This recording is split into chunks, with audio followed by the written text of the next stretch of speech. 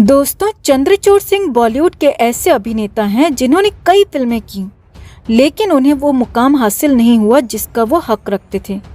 Film माचिस में तब्बू के साथ दमदार एक्टिंग करने वाले एक्टर चंद्रचूड़ सिंह अचानक से गायब हो गए। वो कभी मेन लीड में नजर ही नहीं आए।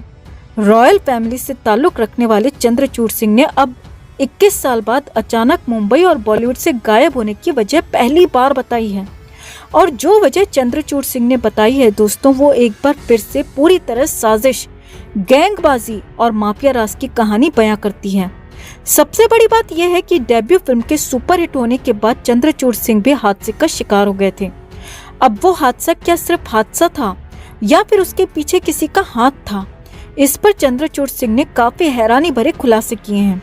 तो क्या कहा चंद्रचूड़ सिंह ने और कैसे उनका बना बनाया करियर ठप हो गया, आपको बताते हैं सब।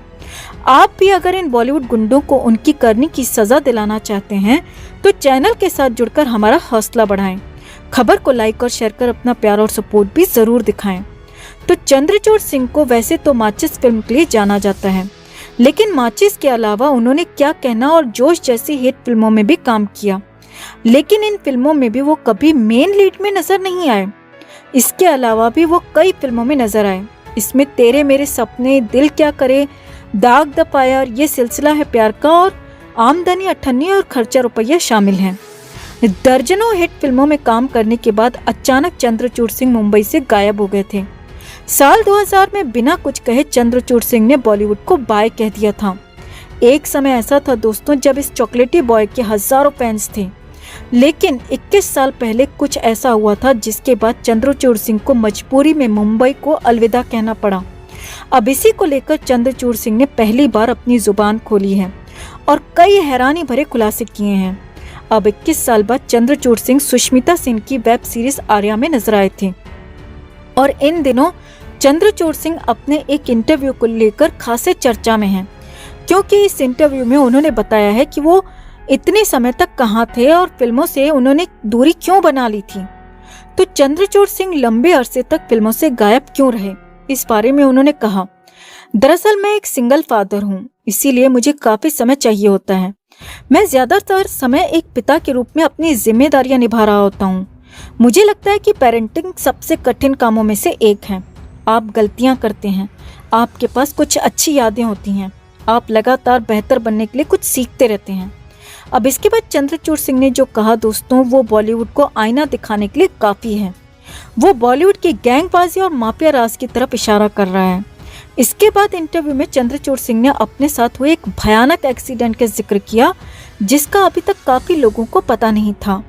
चंद्रचूड़ सिंह ने बताया, जब मेरा करियर परवान चढ़ रहा था तब साल 2000 में मेरा एक भयानक एक्सीडेंट हो गया था। ये एक्सीडेंट गोवा में हुआ था। उस वक्त मैं बोट राइडिंग कर रहा था, तभी एक दूसरी बोट बेहद स्पीड में जबरदस्ती मेरी बोट के सामने आ गई और बहुत ज्यादा रफ्तार में उसने मेरी बोट को टक्कर मार दी। हादसे में मेरे दोनों हाथ और कंधे बुरी तरह जख्मी हो गए। मेरा चेहरा भी पूरा बिगड़ गया। मैं कई महीनों तक अस्पताल में ही रहा।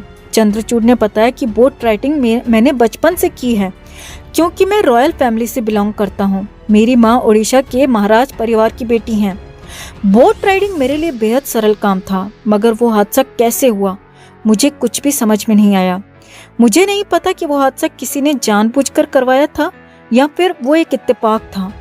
चंद्रचूड़ सिंह ने बताया कि जब यह एक्सीडेंट हुआ उस वक्त उनकी कई फिल्मों की शूटिंग चल रही थी, लेकिन चंद्रचूड़ सिंह उन फिल्मों की शूटिंग कभी पूरी नहीं कर पाए क्योंकि वो महीनों तक अस्पताल में भर्ती रहे।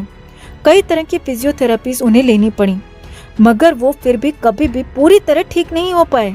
चंद्रचूड़ सिंह का कहना है कि एक एक्सीडेंट ने मेरा शानदार करियर पूरी तरह ठप कर दिया, पूरी तरह बर्बाद कर दिया।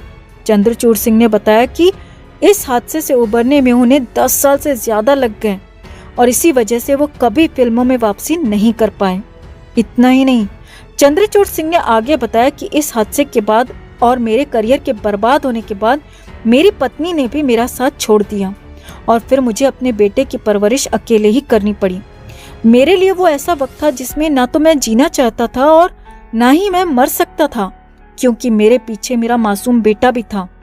अब चंद्रचूड़ सिंह हो या महिमा चौधरी, नकुल कपूर हो या फिर अनु अग्रवाल, ये सब बॉलीवुड के ऐसे उदाहरण हैं दोस्तों, जिनका फिल्मी करियर एक एक्सीडेंट की भेंट चढ़ गया, जबकि इनकी पहली फिल्म सुपरहिट रही थी और इनका बेहद शानदार करियर हो सकता था, मगर हादसों ने इनके करियर को हमेशा के लिए तबाह कर दिया।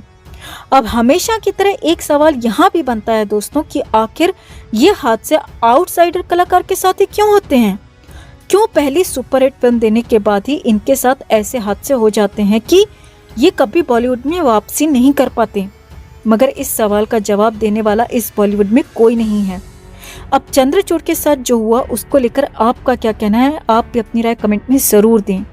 जस्टिस फॉर सुशांत के लिए इस खबर को ज़्यादा से ज़्यादा लाइक और शेयर ज़रूर करें। हर अपडेट के लिए बने रहें हमारे साथ, क्योंकि आप हैं तो हम हैं। तो हालिया इंटरव्यू में महिमा चौधरी ने बॉलीवुड को लेकर कई खुलासे किए हैं, जो कि हम आपको सिलसिलेवार तरीके से बताते हैं। अगर आप भी महिमा की बातों से सहमत हैं तो कमेंट ज़रूर करें और वीडियो को लाइक और शेयर कर अपना प्यार और सपोर्ट भी ज़रूर दिखाएं। हमारा साथ देते रहने के लिए चैनल के साथ अभी तक नहीं जुड़े हैं तो जुड़ जाएं, ताकि हम हर लेटेस्ट अपडेट आप तक पहुंचा सकें। तो महिमा चौधरी ने पहली बार अपनी जुबान बॉलीवुड की गंदगी के खिलाफ खोली है। बॉलीवुड बबल को दिए इंटरव्यू में महिमा चौधरी ने अपनी जिंदगी के अनसुने और अनदेखे राज सबके सामने खोलकर रख दिए। महिमा ने तो यहाँ तक कह दिया दोस्तों कि आपकी सफलता ही आपके दुश्मनों की लिस्ट को तैयार करती है। आपको बता दें, जब महिमा फिल्मी दुनिया में आई थी तो उस वक्त करिश्मा कपूर, काजोल, माधुरी दीक्षित, ऐसी ही कई हीरोइनों का बोलबाला था। और ऐसे में अचानक महिमा चौधरी की परदेस फिल्म की सफलता ने सबको पीछे छोड़ दिया था।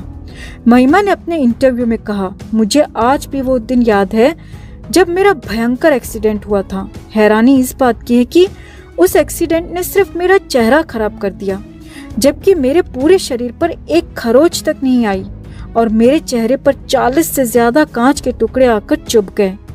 महिमा ने कहा कि मेरा करियर तो उसी दिन ही खत्म हो चुका था। मेरा चेहरा पूरी तरह बर्बाद हो चुका था।